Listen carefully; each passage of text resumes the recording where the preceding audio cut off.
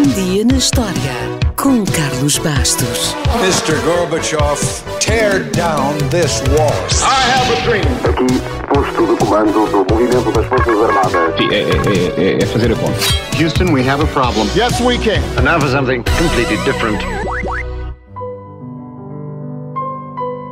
Foi a 22 de setembro de 1499 que foi assinado o Tratado de Basileia que pôs fim à guerra entre a antiga Confederação Helvética e a Casa de Habsburgo. Se não conhece a história da Casa de Habsburgo, hoje vai conhecer. Mas deixe-me só dizer isto para começar. Esta é a casa de uma família nobre, que foi uma das mais importantes e influentes da história da Europa, desde o século XIII até ao século XX. Se é fã da Guerra dos Tronos, então não saia daí, porque hoje qualquer semelhança com a ficção é pura realidade.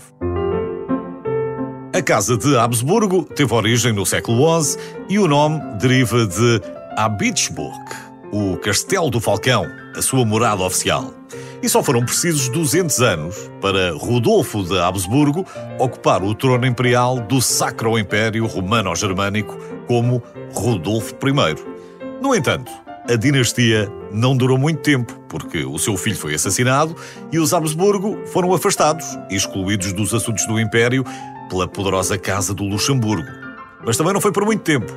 Pouco mais de 100 anos depois, a extinção da Casa do Luxemburgo permitiu à família Habsburgo recuperar a coroa imperial. Desta vez, a presença foi mais duradoura e Frederico III marcou o início de uma ascensão formidável ao poder universal expressa na divisa A-E-I-O-U. Áustria est temperare orbi universo. Em português, a Áustria cabe reinar sobre o universo. Que é como quem diz, não estamos aqui para enganar ninguém. Viemos para governar e está tudo dito. Como é que o fizeram? Boa pergunta. Bem, todo o processo das uniões entre as casas reais foi-lhes muito favorável. Acha que foi só sorte? Não foi. A fórmula era até bastante simples e apareceu escrita desta maneira: que outros guerreiem, enquanto tu, feliz Áustria, concluis casamentos.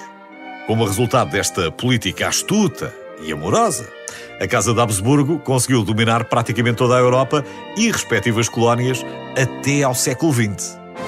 Os Habsburgo foram soberanos de Espanha, dos Países Baixos, da Áustria, da Boémia, da Hungria, da atual Bélgica, de Borgonha, dos reinos de Nápoles, da Sicília e da Sardenha, da Hungria e da Croácia, do Ducado de Milão e até de Portugal durante o reinado dos Filipes.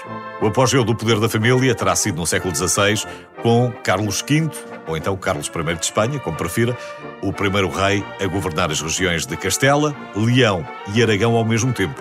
Curiosamente, sempre preocupado em expandir o seu império para as Américas, foi também ele quem patrocinou a viagem de circunnavegação a um tal de Fernão de Magalhães. E para terminar, temos ainda de falar do lendário Guilherme Tell e da luta pela independência da Suíça, que era dominada por tiranos austríacos. Segundo a lenda, o governador pendurou num poste um chapéu com as cores da Áustria e todos os que passassem pela praça teriam de fazer uma saudação como prova do seu respeito. Um dia, Guilherme Tell e o seu filho passaram por lá e não saudaram o chapéu. Prenderam-no imediatamente. Ao Guilherme, não ao chapéu, esse já estava preso. E, como castigo, teve de se fazer valer da sua habilidade como exímio atirador de besta para acertar numa maçã que estava sobre a cabeça do filho a 50 passos de distância. Toda a gente sabe que a história acabou bem e a seta atravessou a maçã sem tocar no rapaz. O que talvez não saiba é que os maus da fita desta história, os terríveis tiranos austríacos, eram, exatamente, os Habsburgo.